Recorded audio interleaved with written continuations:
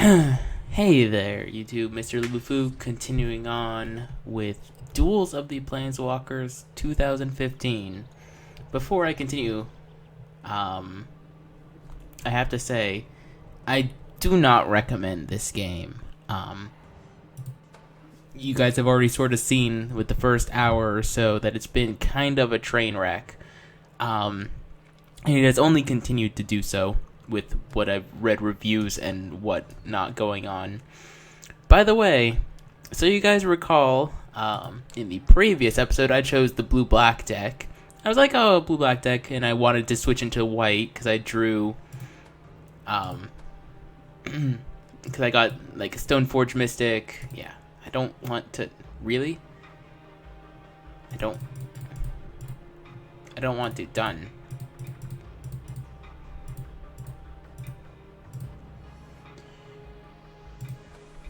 Okay, sweet, I can do that.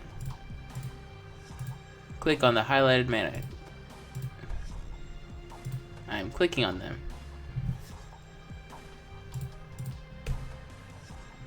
Okay, don't care. I don't care about any of this.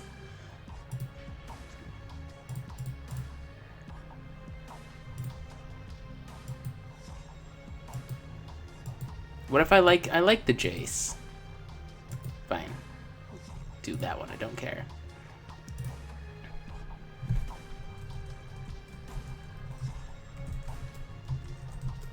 There you go. Best name, NA. Okay, done. Sweet.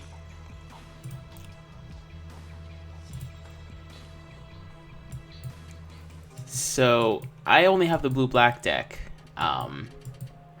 And doesn't actually let you have a core to swap into other colors like it did in the past, which is kind of sad. I miss that. Do I want a generic 2/3 or do I want to think twice? Vicious Hunger's okay. Oh, what did I just do? I don't want that in the deck. Thank you. I don't care. No. Okay, whatever. I'm done. I don't want to touch this anymore. Quit without saving. I'm not touching anything anymore. God. So yeah, you only start out with whatever deck you picked out initially, and there's no way of knowing what is going on, in addition to this menu being stupid. Those of you that paid attention to the last time I played noticed that I did change my avatar at least, so that's nice. Hate this menu too, but yeah, I do not recommend you buy this game. I'm playing through it for you guys on the channel, and that's basically it. The Oracle's been kidnapped by Timer, the Murder King. God, get the title of Murder King. I guarantee you what's gonna happen is I'm gonna get some bad matchup. And then it's going to be like, oh, you can just buy stronger cards. And then I'm going to be like, nope, game's done. D-U-N, done. 3 lands, spells, Snapkeep. It's not my turn. Oh, right, yeah, because they naturally get to play first, too. Well, so, yeah, there's been a lot of really negative reviews for this game, most of which are pretty well founded. They cut out a lot of the fun that was in the 2014 version of the game, and this feels really unfinished to me. Anyway, we haven't drawn lands, but that's fine. We've drawn a removal spell in a 3/1. What is this? Scourge. I have the odd feeling that is going to get tribute to Hungered. Just a feeling. Yeah, I'm probably just going to tribute to Hunger that. Target opponent sacrifices. I could have attacked first to see if he would trade. That's probably correct, but doesn't really matter too much.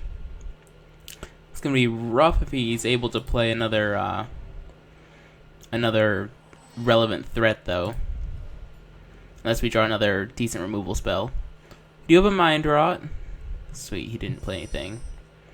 I'm probably just gonna resolve this Niblis of the Breath before I'm gonna try and resolve anything else. Because being able to keep his giant creatures tapped down is going to be pretty relevant.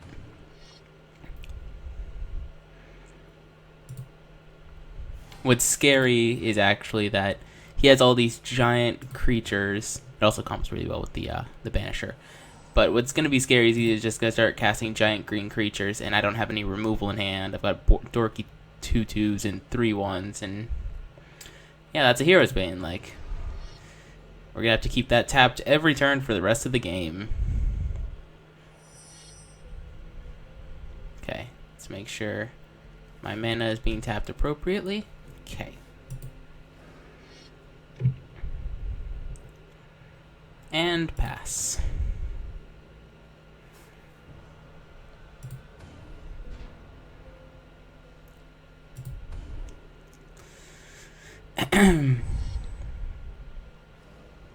Okay.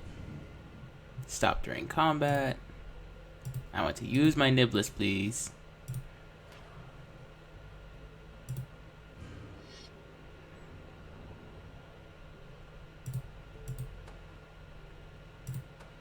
Tap that sucker. Now, if he ever resolves another big threat, we're in trouble, and here it comes. Sweet, you got 2 Hero's Banes. That's bad for us.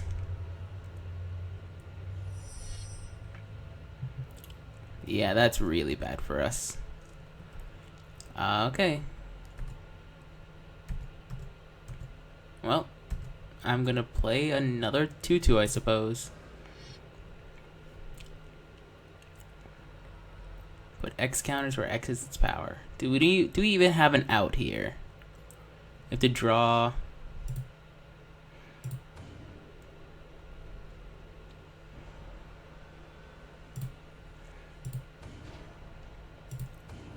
To draw another Tribute to Hunger or something like that? It's not the best. Oh, there's the Scourge.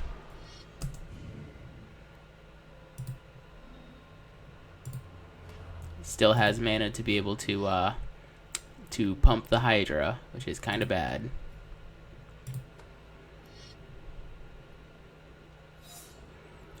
Void Snare would be a decent draw, but that's because lands aren't the best. Oh, sweet. Chose not to attack. Awesome. So he's done 2 cards in hand. I'm going to use this Mind Rot just to make sure he has no more giant threats, at least. If we draw another land, we can set up a Surikar Banisher.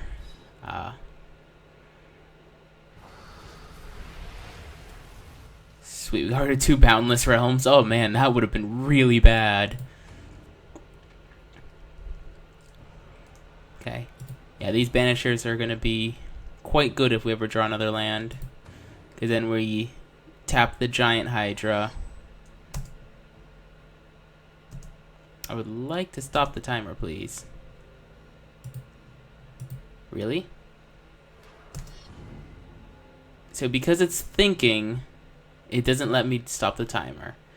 He's also going to make his Scourge really big. So I'm going to... Actually, I'm not going to do it yet. Okay. And continue.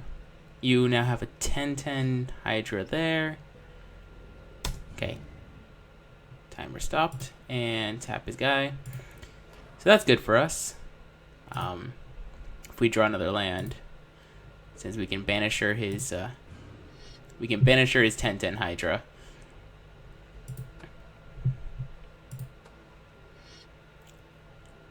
I'm almost certain he has another creature to play. Oh, sweet. Cultivate. I can deal with Cultivate. Cultivate's okay. Love to draw a land here. That is, in fact, not a land.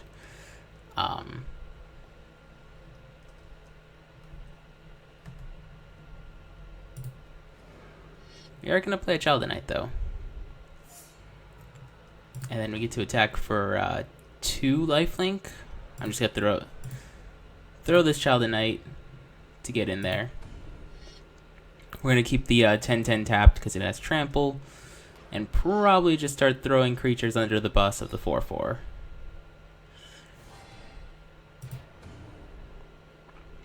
I could have played the 3/1 there instead of the 2/1, but it's not terribly relevant. Whoa, whoa, whoa, whoa, whoa, whoa.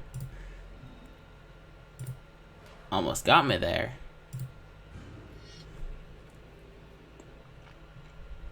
I want to use the ability. Yes, please. Walking Corpse number 1. Under the bus you go.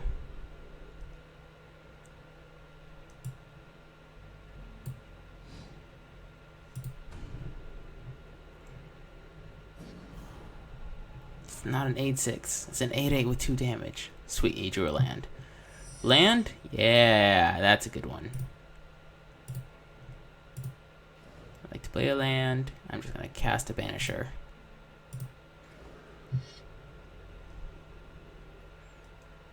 And I'm going to bounce the 10/10 Trampler. I believe I'm going to bounce the 10/10 Trampler here. Since we can chump block with another... We can chump block with a Walking Corpse. Okay. I'm going to attack with that, and that, and that. It's too scary to not leave an extra chump blocker back, because if he draws a removal spell or something... Plus we have him down to 8, which is kind of nice. If we want to draw another island now, so we can have Banisher and Niblis mana up.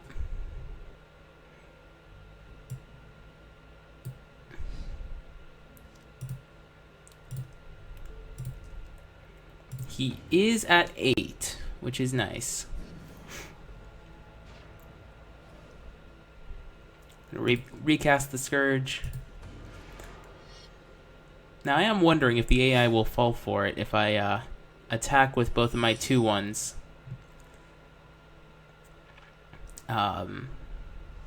What'll happen? So I think what I'm gonna do is attack with both of my 2/1s and see what happens. Or actually, a 2/1 and a 3/3 and see if he eats it.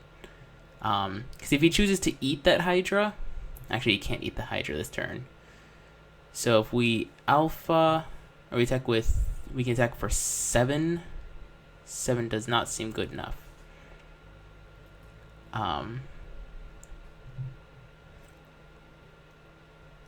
I think I'm going to attack with both my 2/1s. And then gain a little bit more life. He probably won't block. And so we'll put him at 4, which is really good. Oh, snap. He has a spell. Now he's just going to make his guy really big. Okay. I definitely want to leave up the ability to tap his guy. And I'm just going to play another Dork. So I'm just going to play a generic 3/1. Which fulfills chump blocking duty. I could have bounced the 16/16. But then I wouldn't have blue mana to tap. I think that's going to be pretty relevant. Now he's thinking whether or not he eats it. And if he eats it, he just dies, which is good. Okay, go to combat. We are going to tap his 16/16. Not gonna lie, Niblis of the Breath has done some serious work. I'd like to use the ability. Yes, please. He is tapped. Now he's down to 1 card in hand. Hopefully it's not Fog. Okay, sweet. We can Mind Rot first, then kill him. Oh, foo. I want to cancel. Okay, I do not want to tap my island, please, in case he has some sort of Fog combat trick.